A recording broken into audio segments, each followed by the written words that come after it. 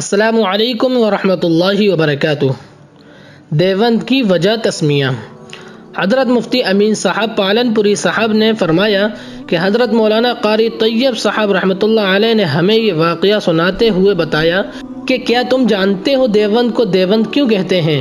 پھر واقعہ بتایا کہ دیوبند میں ایک مندر ہے جس کا نام دیوی کنڈ ہے۔ مندر کے برابر سے ایک تالاب بھی گزرتی ہے جہاں ہندو قوم سالانہ تہوار مناتی ہے۔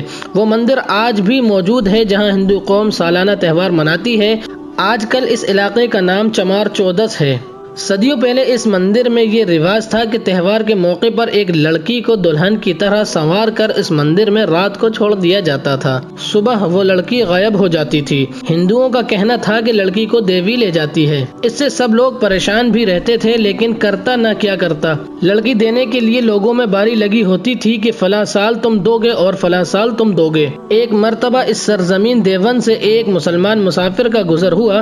رات ہونے کی وجہ سے وہ مسلمان وہیں کسی ہندو کے یہاں قیام پذیر ہو گیا۔ اس وقت تہوار کا زمانہ تھا۔ وہ مسلمان جس ہندو کے یہاں قیام پذیر ہوا، اتفاقاً اس سال لڑکی دینے کی باری اسی ہندو کی تھی جس کے ایک ہی لڑکی تھی، جس وجہ سے پورا گھر رنج و غم میں مبتلا تھا۔ وہ مسلمان مسافر نے رنج و غم کی وجہ معلوم کی تو اسے ساری تفصیلات گھر والوں نے بتائی کہ یہ ماجرا ہے۔ مسلمان مسافر نے اپنے میزبان کو تسلی دی کہ تم گھبراؤ نہیں، اس کام کے لیے میں تیار ہوں۔ میزبان نے کہا تم تو مرد ہو، جبکہ وہاں لڑکی دینے کی بات ہوتی ہے۔ مسلمان مسافر نے کہا مجھے تم لوگ بنا سوار دینا، گھونگھٹ میں کیا پتہ چلے گا کہ لڑکا ہے یا لڑکی، اور وہ بھی رات میں کون سمجھ پائے گا۔ خیر وقت آیا تو ایسا ہی کیا گیا۔ اس مسلمان مسافر کو مندر میں ڈال کر مندر کا دروازہ باہر سے بند کر دیا گیا۔ یہ بات اس گھر والوں کے علاوہ کسی اور کو خبر بھی نہیں تھی۔ صبح کو لوگ جب مندر میں پہنچے تو دیکھا کہ ایک مرد آرام سے مندر میں لیٹا ہوا ہے۔ لوگوں نے اسے جگایا اور اس سے تفصیلات معلوم کی کہ تم یہاں کیسے؟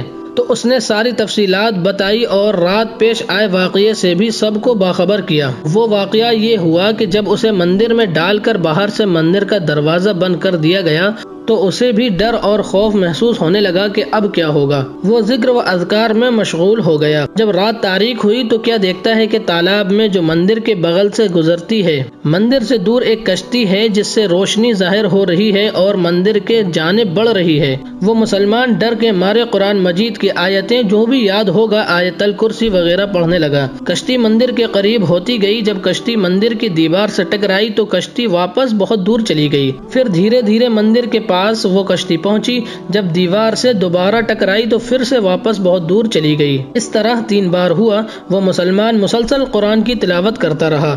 چوتھی بار جب کشتی مندر کی دیوار سے ٹکرائی تو کشتی ٹوٹ کر تالاب میں ڈوب گئی۔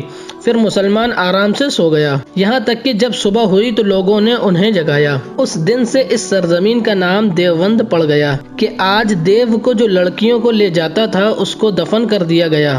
یہ واقعہ قاری طیب صاحب رحمۃ اللہ علیہ نے حضرت استاد مفتی امین صاحب پالن پوری کو سنایا تھا اور انہوں نے ہمیں درس کے دوران سنایا تھا۔